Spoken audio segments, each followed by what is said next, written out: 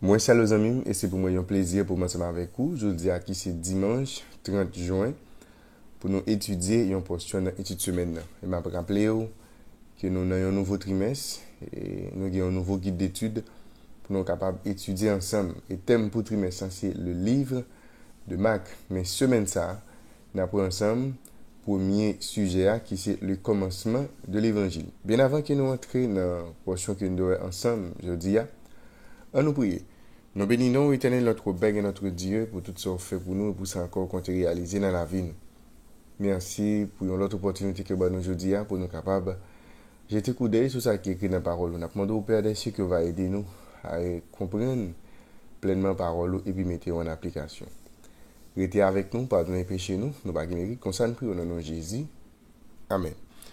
Amis, moi remercie, félicite, encourage pour l'ensemble d'efforts que vous-même consenti jour après jour pour capable étudier la parole de Dieu à travers guide d'études école du sabbat. Et m'a rappelé chaque fois fin étudier plaisir pam, c'est toujours encourager ou partager étudier ça avec entourage qu'on soit capable de faciliter plus monde capable arriver étudier leçon école du sabbat. C'est pourquoi abonner, n'a besoin profiter faire ça et puis à l'encourager l'autre monde pour faire même gens avec vous. Je nous connais une semaine, nous allons aborder ensemble étude numéro 1 et au commencement de l'évangile ou bien le commencement de l'évangile.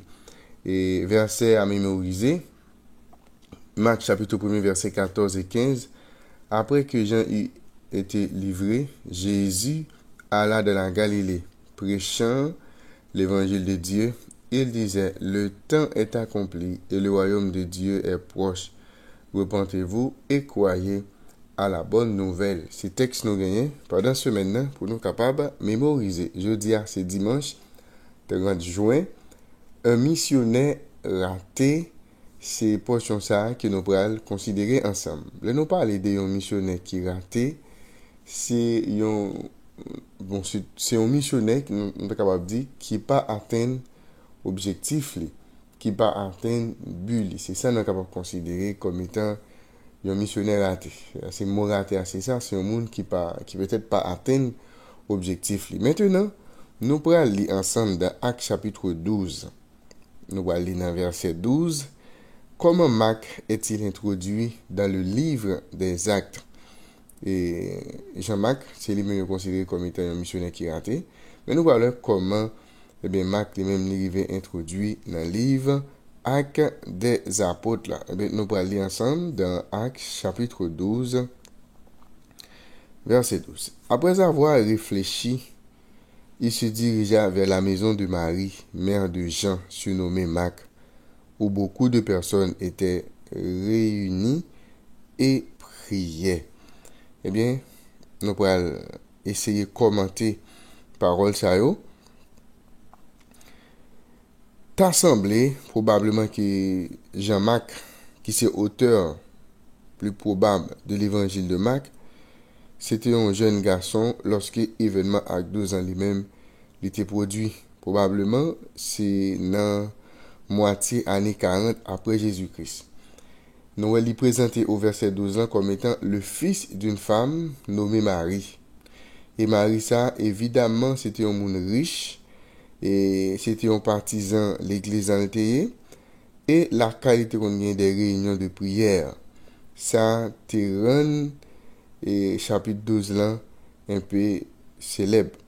L'histoire de l'évasion de Pierre de la prison et des actions qui avaient suivi, puis la mort d'Hérode, est remplie de contrastes frappants, voire humoristiques, entre Pierre et le roi. Jean-Marc pas joue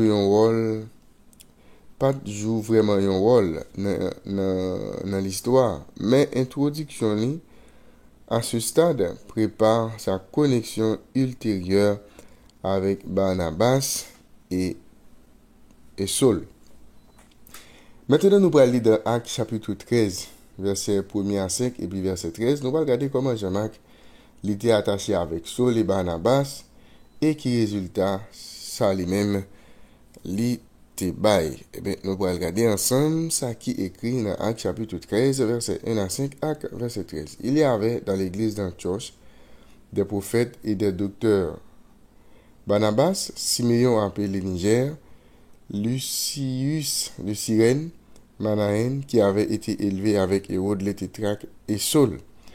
Pendant qu'ils servaient le Seigneur dans leur ministère et qu'ils jeûnaient, le Saint-Esprit dit, « Mettez-moi à part Barnabas et Saul pour l'œuvre à laquelle je les ai appelés. » Alors, après avoir jeûné et prié, il leur imposait les mains et il les laissait partir. Barnabas et Saul, envoyés par le Saint-Esprit, descendirent à Séleucie, et de là, ils embarquèrent pour l'île de Chypre. Arrivés à Salamine, ils annoncèrent la parole de Dieu dans les synagogues des Juifs. Il avait Jean pour aide. Paul et ses compagnons, s'étant embarqués à Paphos, se rendit à Perge en Pamphylie. Jean se sépara d'eux et retourna à Jérusalem. Eh bien, nous avons posé cette question, pour qui ça? Eh bien, Marc lui-même, il retournait à Jérusalem. Eh bien, nous, Actes chapitre 13 décrit le premier voyage missionnaire de Saul et puis Barnabas, et qui commençait dans l'année 46 après Jésus-Christ. Jean-Marc, il mentionné seulement dans le verset 5 là, et Wally s'était aidé ou bien servi, et bien Saul avec Barnabas. Par une autre référence qui parlait nous encore de jeune homme ça, et bien si nous venons dans verset 13 là, il pourrait dire nous dans le même chapitre là que Jean-Marc il pourrait le séparer ensemble avec monsieur pour le capable de retourner à Jérusalem. Pas aucune raison qui baille du fait que Jean-Marc t'a quitté monsieur pour être capable de retourner à Jérusalem. OK? Et l'absence de toute description de ses sentiments ou des émotions laisse à l'imagination ce qui avait motivé son retrait de l'effort missionnaire qui était sans doute rempli de périls et de défis. Eh bien, monsieur t'a pas affronté un moment difficile. Bon, peut-être c'est ça qui cause que Jean-Marc était obligé de laisser monsieur pour être capable de retourner à Jérusalem. Mais Ellen White indiquait que c'est ici que Marc, gagné par la crainte et le découragement, il était hésité pendant un certain temps pour être capable de bailler entièrement dans le travail bon Dieu. Puisqu'il était un petit cas habitué avec difficulté, il était perdu courage devant les périls et les privations de la route. Eh bien, nous sommes capables de dire, bref, les choses étaient tout simplement devenues trop difficiles pour lui et il voulait donc partir. Peut-être c'est ça qui était venu comme étant un empêchement pour Marc qui fait qu'il même était retourné. Moment difficile que monsieur a traversé, il n'est pas habitué avec ce genre de choses ça. Il n'est pas de une foi qui est assez grande qui te résister avec moment ça. Eh bien, Jean-Marc te ouais, bagage était tellement difficile pour apôtre, eh bien, lui-même il a fait choix pour être capable de retourner la Caille. C'est ça qui fait en quelque sorte, il a considéré Jean-Marc comme étant un missionnaire au début qui était raté. Raté dans le sens que il commençait missionner et puis par la suite, il va retourner à cause des difficultés que lui-même il a rencontrées et à cause de privations qu'il a gagnées dans le cadre de mission ça. Et bien, une réflexion que nous gagnons aujourd'hui, qui n'a jamais reculé devant quelque chose ou même échoué complètement, en particulier quelque chose de spirituel ou impliqué dans votre marche chrétienne. Qu'avez-vous appris de cette expérience? Est-ce qu'il y a un monde vraiment qui n'a jamais reculé devant un bagage qu'il a fait ou bien échoué complètement, en particulier lorsqu'il a fait un bagage spirituel pendant qu'il même a marché ensemble avec Jésus? Ok? Est-ce qu'il y a un monde qui n'a jamais connu un échec? Est-ce qu'il y a un monde qui n'a jamais fait bac face avec une situation? Mais qui ça ou apprendre des propres expériences ça? Qui ça ou même ou apprendre lorsque vous arrivez dans une phase côté vous sentez ou obligé de faire bac parce que vous sentez pas assez de foi, et bien assez de courage pour affronter le moment ça. Ben, c'est chaque monde qui a vécu, chaque chrétien, à un moment donné dans la vie, il connaît face avec une difficulté, il senti pour bien agir, c'est bac pour faire. En plus de fois, manque de foi fait nous ça.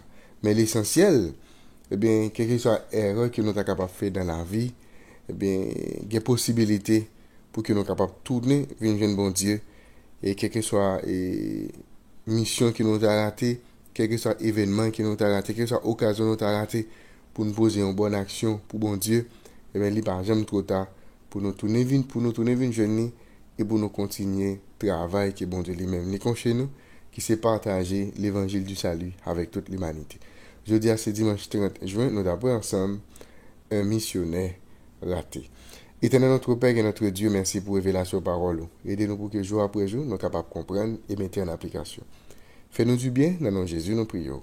Amen. Nous allons déjà, M. bonne étude, bonne journée et à la prochaine.